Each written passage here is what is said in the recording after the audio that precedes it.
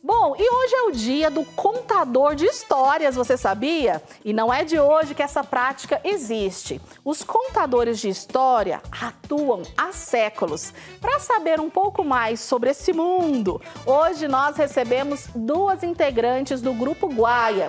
Sejam bem-vindas a Edivânia Braz e também a Silmara. Sejam bem-vindas aqui em casa. Obrigada, Vanessa. Muito bom estar aqui com vocês. Seja bem-vinda. Vamos sentar aqui, ó, pra gente conversar um pouquinho, que assim, é algo muito interessante. Pra mim é novidade. Eu sei que a contação de história existe, mas conhecer um pouquinho da realidade, eu acredito que vai trazer pra gente um pouco de conhecimento, de alegria, até de leveza nesse dia. Vamos começar pelo nome do grupo? Apresente pra mim o Grupo Guaia. Bem, o Grupo Guaia Contadores de Histórias da Universidade Federal de Goiás é um grupo que atua há 31 anos aqui no estado de Goiás. A palavra Guaia, ela tem um significado muito importante para a gente, porque ela é originária dos índios guaiazes, tronco B, índios que cederam o seu nome para o nome do estado de Goiás e tem um significado impressionante. Amigos, pessoas que pisam o mesmo chão e lutam pelo mesmo ideal. Olha. E o ideal do grupo é reverenciar a ancestralidade, reverenciar a leitura e também aquela prática ancestral das avós, dos vizinhos, das mamães, contar histórias para os seus filhos. E que é um momento tão gostoso, não é? Se reunir ali, contar história para as crianças, para os adultos também. A gente tem marcado na memória momentos como esse em família, né? E eu queria saber de vocês duas, como que foi a entrada de vocês? O que que atraiu vocês para o Grupo Guaia? Se vocês já praticavam a contação de histórias antes? Bem, para mim, entrar no Grupo Guaia veio meio que saudade do palco. Eu era bailarina, né? Desde a infância. Fiz parte do grupo de dança da Exefego, onde me formei. E depois participava de um grupo de dança da professora Regina, que Deus a tenha, e que eu não pude mais depois de um problema que eu tive no tornozelo, fratura exposta. E aí não podia e parecia que fazia falta aquele público. E a contação de histórias veio complementando a leitora que eu sempre fui, graças à minha mãe e à minha avó. Ai, que bom. E a sua experiência? A minha experiência também é bem parecida. O amor pelos livros, as histórias, a avó, a tia, escolheu meu nome de um romance árabe, Silmara. Olha! E essa vontade de estar falando, cantando, acompanhávamos muito rádio, novela, né? Exatamente. E aí encontrei o grupo, fui me ajeitando. Como somos da mesma profissão, ficamos muito afins uma da outra pelo profissional. E assim nós fomos. Esse ato de estar ali contando a história, a criança, a terceira idade, é tão bom que isso fica... Nosso coração enche de felicidade. É isso que nos faz manter no grupo. Olha, a contação de história não é simplesmente eu pegar um livro e ir lendo ali pro meu filho de maneira... A contação de história de vocês é um pouquinho diferente. Conta pra gente o que que faz esse envolver as pessoas, sejam crianças, jovens, adultos, nesse envolver na história. Bem, quando você decide contar uma história, a gente diz que o livro nos escolhe e não a gente escolhe o livro, porque a leitura nos leva à recordação de momentos vividos, de conceitos que a gente tem sobre a vida. Vou te dar um exemplo. Uma vez a minha filha, brincando com uma coleguinha, ela disse: olha, eu vou me arrumar porque agora está na hora de ir trabalhar. E a coleguinha disse: mãe não trabalha. Ela disse: trabalha sim, trabalha. Ela, a minha só trabalha em casa. Quer dizer, o conceito de mãe estava ali dentro da leitura que cada uma fazia no seu cotidiano. Sim. Isso mais ou menos acontece com a gente quando lê o livro. E se ele fala de conceitos que têm a ver com a minha vida, que eu coloco em xeque, ou eu continuo achando que é aquilo mesmo, ou mudo a ideia, eu tomo as palavras do autor para nortear a minha vida, aquilo é o momento de decisão do que eu vou contar. E para contar, eu envolvo o meu corpo, o meu olhar, eu envolvo a sonoridade das palavras, eu trago uma música para completar. Então, depende do que o contador entende do que o autor quis Cada um na dizer. sua interpretação. E muitas vezes nem é o que ele quis dizer, é um querer que a gente captou nas entrelinhas das palavras. Mas isso acontece quando a gente lê o livro. Cada um interpreta segundo a sua realidade, não é? Com certeza. E ele enriquece a sua realidade. Um exemplo prático que eu posso dar para vocês. A minha mãe nunca proibiu ler livro nenhum. Ela diz, leia, mas depois, se tiver dúvida, pergunta para mim. Não vai perguntar para coleguinha que ele pode ter mais dúvida do que você. E eu sempre perguntava para minha mãe. Um dia meu pai me viu lendo Sabrina. Sabe essas revistas que a gente comprava ou compra na banca de revista? E aí ele falou, mas essa menina não está lendo coisa que presta. Ela, não, tá. Você sabe o que ela me falou? Veio conversar comigo?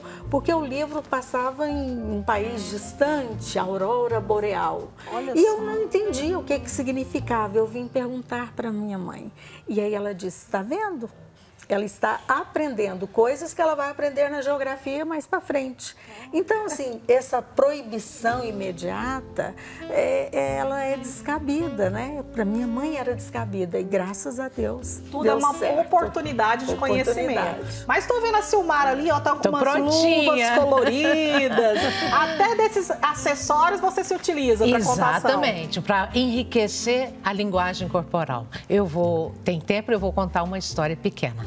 Deixa eu te perguntar uma coisa antes. Isso. Você vai se apresentar para uma história. Você conta a mesma história sempre da mesma maneira? Olha, algumas sim. E de acordo com os nossos enriquecimentos, às vezes o público nos leva a fazer alguma adaptação. Porque às vezes pode ser criança de 7 ou 8 anos, ou adolescente de 14, 15, ou os nossos adultos mais à frente. Mas são pequenas coisas, o texto em si fica na íntegra. Depende do seu humor também. Também, o humor, o dia, o sol, a chuva. inspiração do momento. Também. Então vamos contar uma história pra gente? Eu vou contar para vocês. A história é uma história de amor. A história do Bem-te-vi e da Sabiá. O Bem-te-vi e a Sabiá canta daqui, canta de lá. Começaram a namorar. E a cantoria lá na matinha do Bem-te-vi, da Sabiá, era tão linda de arrepiar.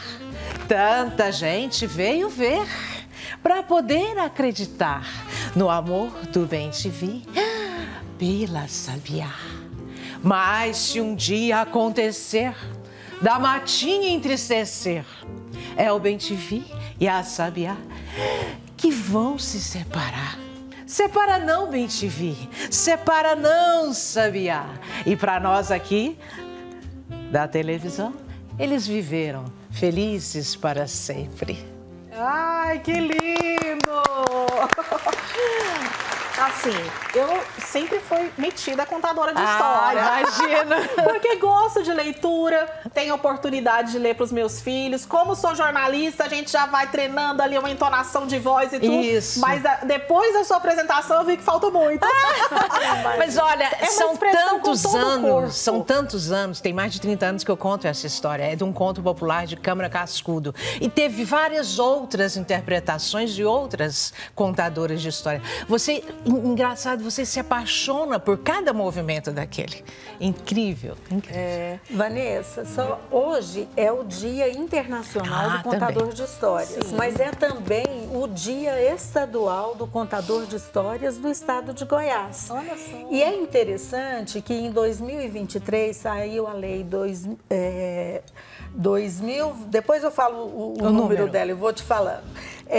2074, que instituiu que o Dia Estadual do Contador de Histórias deve fazer parte da programação pedagógica das histórias. E eu acho isso muito interessante, por quê? Porque você ser contador de histórias, você é visto como artista, e é artista, não deixa de ser. interage com outras artes, a música, a dança, né? A expressão corporal, mas também ela é importante porque o professor que é contador de histórias desperta no aluno a vontade de ler e de contar histórias também. Então precisamos lembrar também do Dia Estadual de Goiás do Contador de Histórias. Ai, que bonito. E vocês atendem todos os públicos? Quais são os públicos que mais, assim, solicitam vocês? Olha, nós trabalhamos muito nas escolas estaduais municipais porque nós fomos professoras. Nós temos o maior orgulho de falar que pertencemos a 40 anos atrás das escolas estaduais municipais. E atendemos as escolas particulares também. Todas as vezes que nos convidam, nós estamos lá. Agradecemos muito pelos convites. Todos, centro comunitário, igreja evangélica, igreja católica, não temos preconceito de ir em lugar algum. A história, a música, os livros, elas transcendem. Elas vão muito além daquilo que nós aqui, pobres mortais, esperamos, né?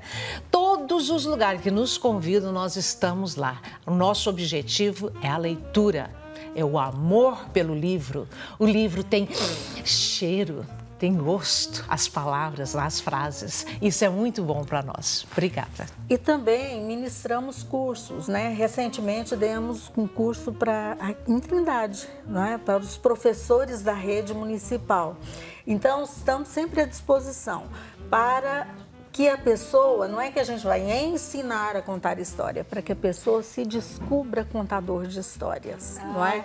Porque todo mundo conta histórias. Você chega em casa e fala, nossa, hoje foi tenso, né? Aquela entrevistada deu um trabalho. Então, você está contando a história do seu dia. Então, você pega isso que você já tem naturalmente e você, conversando com quem está fazendo o curso, contando seus pequenos textos, você vai se descobrindo contador de histórias. Quais que são os benefícios da leitura para quem lê? E também como nessa questão pedagógica. Bem, quem lê tem ampliação de vocabulário, ampliação de conhecimento de várias culturas diferentes. Se você lê um livro que conta a história de um território indígena, você traz aquilo que é vivencial daquele povo. Se você lê de um escritor norte-americano, você vai ver a cultura norte-americana. Se você lê de um escritor que é goiano, com certeza ele vai descobrir que nós é jeca, mas nós é joia, né? Então, essa diversidade cultural, essa diversidade do jeito de falar. E aí eu quero até fazer uma pequena propaganda, né? A gente faz um projeto que chama Romaria das Histórias, que começou presencialmente, mas veio a pandemia, a gente teve a ideia de fazer edições virtuais. E nós estamos na 5ª edição virtual, que começa agora 18 de abril, no canal Tertúlia de Histórias com Edivânia Braz, no YouTube. Você vai ter a oportunidade esse ano de assistir contadores de histórias de 25 estados brasileiros, só faltam 2 para aderir, e temos também 6 países: Argentina, Portugal, Moçambique, Colômbia e Peru. Esqueci algum? Não, isso é. E aí eles estão participando da Romaria. Então é uma diversidade cultural gigantesca, não é? Tem professores ligando, professor, eu quero fazer uma pesquisa aí no seu YouTube. Façam pesquisa, assistam, divulguem, porque a gente gosta muito de mostrar essa diversidade cultural existente no mundo. No Brasil, parece que é o mundo inteiro, né, de diferenças culturais. E ainda trazendo países, a gente vai ter muito mais. Edivânia, então conta uma história pra gente. Eu conto uma história pequenininha. Ai, que vontade de quebrar o braço. Eu queria, porque queria quebrar o braço. Ficava olhando invejoso aqueles meninos com o braço na tipóia e o gesso cheio de assinatura, figurinha. Confesso que tinha até desenho pornográfico. A professora ficava toda curiosa, atenciosa. tá sentindo alguma coisa? Quer que eu repita a frase do ditado? Ah, eles eram toda a atenção. Agora, bom mesmo, meu sonho de consumo era ter uma infecção de garganta. Daquelas que o médico olha e fala, tem que operar. E depois manda a mãe dar um potão de sorvete para poder cicatrizar. Mas essa sobrou pro meu desgraçadinho do meu irmão. Ah, ele viajou nos trens luxuosos da Paulista. Naquela época, há 50 anos atrás, só se fazia essas cirurgias mais difíceis por lá. Andou nos luxuosos trens da Paulista, ganhou um enxovalzinho tricotado pela vovó, porque lá é mais frio, né? E eu fiquei aqui, a quilômetros e quilômetros de distância, sofrendo da mais terrível saúde de ferro. 50 anos depois, resolvi ir ao médico e ele disse, ah, você tem que operar a garganta. Quis não. Agora eu não quero, vou tomar antibiótico, porque o meu irmão, esse já aproveitou todas as benesses. Agora qualquer um faz cirurgia de amígdalas. Depende do ponto de vista de cada um, né? Ai, que legal. E o que vocês se divertem, né, no trabalho? É um trabalho que tem também pura diversão. Também. A gente estava com 2 colegas na sala de espera, conversando, e a gente brincou que a língua não parou desde a hora que a gente entrou ali naquela sala, aguardando você chamar. Porque é muita história para contar. Um é do Mato Grosso, o outro é de Santa Catarina, mas estão morando aqui em Trindade, né? O Zé do Conta, a Patrícia Soares, que a gente se diverte grandemente. É a profissão feita com amor. Isso é que é o grande pulo do gato. Que se todos têm uma profissão e faz de coração aberto, nós estamos há 45 rindo. A coisa mais boa é ser feliz, ser alegre. E me fala uma coisa, quem está em casa assistindo agora nesse momento, a avó, a mãe, o tio, também dá para se tornar um contador de história ali da família? Que dicas que vocês dão para essas pessoas? Olha, contar histórias com verdades que você acredita, não é? Porque não adianta você pegar um texto que você não acredita, que ele não vai sair, não sai. Uma vez eu recebi uma história de um grande contador de histórias, não vou falar o nome, falou, essa história é sua cara. Falei, vou prepará-la até hoje. Porque assim, não me apaixonei por aquela história. Apaixonar é o ponto de você querer, como o nosso nome diz, compartilhar. Ser amigo daquelas palavras e transmitir o que você entendeu. Se traz verdade, você acredita. Eu digo que o melhor, mas o melhor termômetro é contar histórias para criança. Porque se ela não gostar, você perde o público na hora. E vê no rostinho ali da criança. Exatamente. Começa a conversa e vai. Se distrai. Como é que faz para chamar a atenção dessa criançada, Silmara? Menina, eu gosto muito da música, dos movimentos. Você vê que eu exagero nos movimentos, né? Sou exagerada. Porque a criança é rapidinha, a concentração dela é 5, 10 minutos. Você tem que contar a história, falar o que tem que falar e trocar de atividade. E vai para uma coisa, vai para outra. Menino, não dá conta de ficar sentado muito tempo, não. Isso aí já tá. Então você tem que conquistá-lo. É brincando, é pulando, é saltando, é correndo. A minha profissão já é assim. Eu sou professora de educação física e de Vânia também. Então nós aprofundamos nossos conhecimentos, nossos estudos nesta área. A psicologia infantil, os movimentos infantis, a motricidade infantil, o que nós... E todos os dias nós deitamos e pensamos, o que eu posso fazer de melhor para poder essa criança conhecer mais. A mãe é a mesma coisa. O que eu posso fazer de melhor para o meu filho aprender mais? Então é isso, é ficar constantemente pesquisando. E a leitura, ela nos faz viajar. nos leva para países que nós nunca fomos, talvez nem cheguemos aí. A leitura também pode nos fazer descobrir sentimentos que a gente não tinha palavras para poder expressar. A leitura nos dá um repertório de realidade e que com certeza nos faz crescer como seres humanos. Então, nesse dia que é tão especial, quero parabenizar todo o Grupo Guai, principalmente as duas contadoras de história que eu tive o prazer, né, de poder entrevistar, conversar um pouquinho hoje, por esse dia tão especial. E só tenho um pedido para vocês. Não parem de contar histórias. Não. Só depois que a gente for morar lá na cidade dos pés juntos. Não, mas nós queremos chegar aos 70, 80, 90 para frente. Muito obrigada, meninas. Um bom dia para vocês. Que Deus os abençoe, viu?